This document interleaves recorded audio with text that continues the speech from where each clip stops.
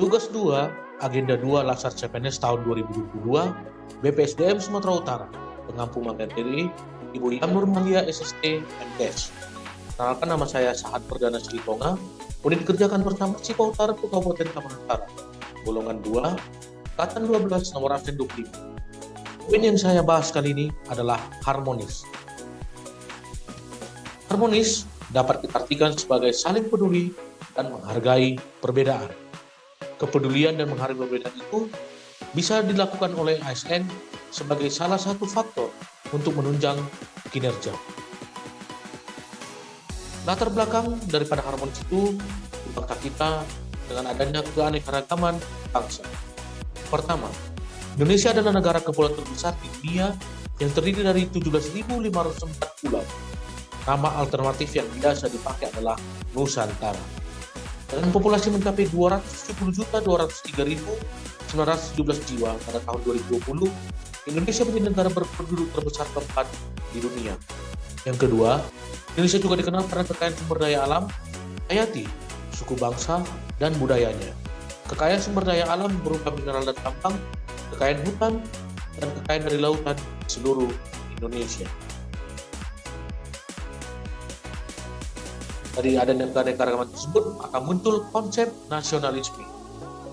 Perspektif modernis melihat bahwa bangsa merupakan hasil dari modernisasi dan rasionalisasi seperti contohkan dalam negara birokratis, ekonomi industri, dan konsep sekuler tentang otonomi manusia. Aliran primordialis dengan tokohnya Clifford Geertz tahun 1963 melihat bahwa bangsa merupakan sebuah pemberian historis yang terus hadir dalam sejarah manusia dan memperlihatkan kekuatan internal pada masa lalu dan generasi masa kini. Yang ketiga itu perspektif perennialis dengan tokohnya Adrian Hastings melihat bahwa bangsa bisa ditemukan di berbagai zaman sebelum periode modern. Dengan demikian, dalam perspektif primordialis dan perspektif modernis, bangsa modern bukanlah sesuatu yang baru karena dia muncul sebagai kelanjutan dari periode sebelumnya. Kemudian aliran etnosimbolis seperti ditunjukkan dalam karya John Armstrong dan Anthony Smith, aliran ini mencoba menggabung ketiga pendekatan tersebut di atas.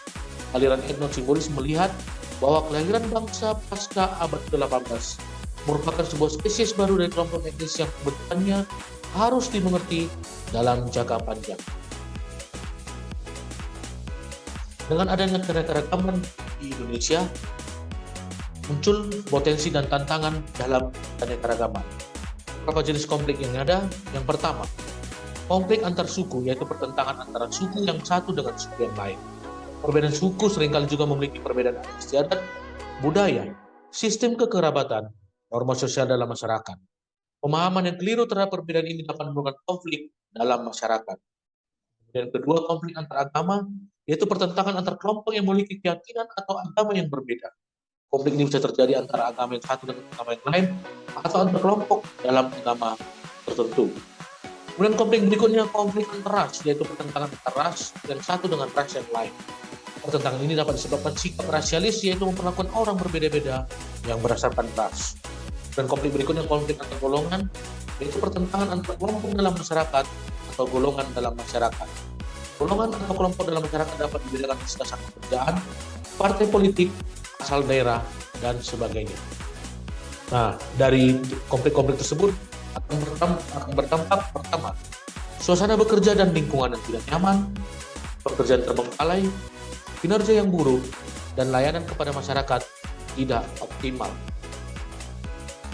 Dari konflik tersebut, makanya dapat kita simpulkan pentingnya suasana harmonis, yaitu suasana harmoni dalam lingkungan bekerja akan membuat kita secara individu tenang, menciptakan kondisi yang memungkinkan untuk saling kolaborasi dan bekerja sama, meningkatkan produktivitas bekerja dan kualitas layanan kepada masyarakat atau pelanggan.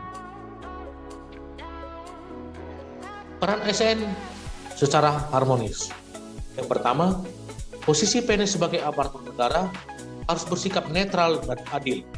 Netral dalam artian tidak memihak kepada salah satu kelompok atau golongan yang ada.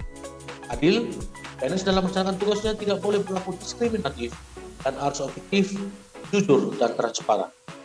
PNS juga harus bisa mengayomi kepentingan kelompok-kelompok minoritas dengan tidak membuat kebijakan peraturan yang mendiskriminasi keberadaan kelompok tersebut.